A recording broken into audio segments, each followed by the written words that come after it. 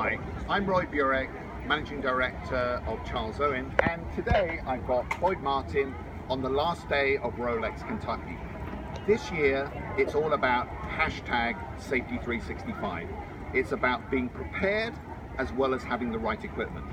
So, Boyd, preparing for such a huge event like this, you've got the equipment, you're all ready, that if it goes wrong, you're going to be protected, but obviously it's more about than just relying on the equipment.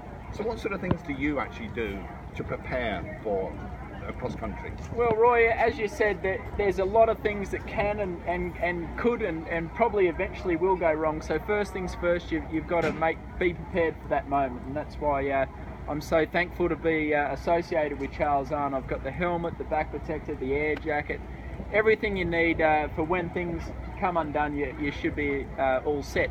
However, we're trying to prevent that moment of unfortunality. So the training is really important. Having your horse really fit so he doesn't tire towards the end of the cross country.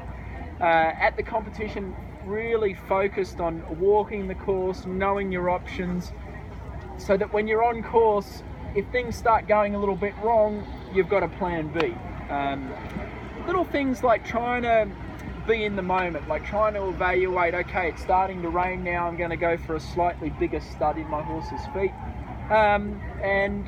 Nutrition, horse management, there's all these tiny little pieces of the puzzle that all sort of come together to provide the performance. So yesterday you made a decision, unlike a number of the other riders, to take a long option. So what actually made you make that decision?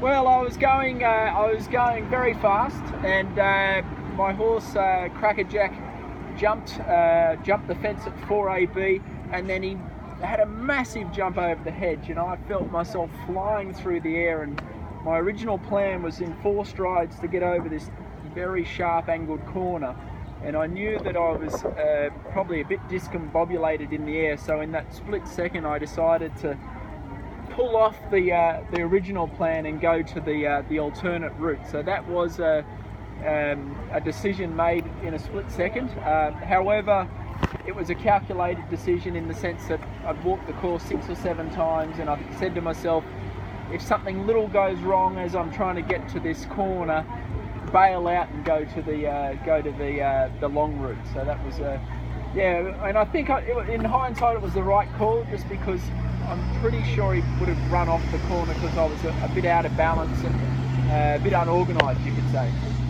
Okay, and certainly from some of the science that we see, exercise is really good to protect your brain. Sure. Right? Being hydrated is really good to protect your brain. So what sort of things do you do as a rider to make sure you have the right nutrition and the right balance? Yeah, I mean, me personally, I think you got to have a level of fitness. I'm lucky because I ride horses all day, every day, so my riding fitness is pretty strong. I still go to a personal trainer once a week, and they work on sort of core exercises. Nutrition, I'm married to a pretty healthy lady, so I get good dinner at night, and small things like that I think contribute.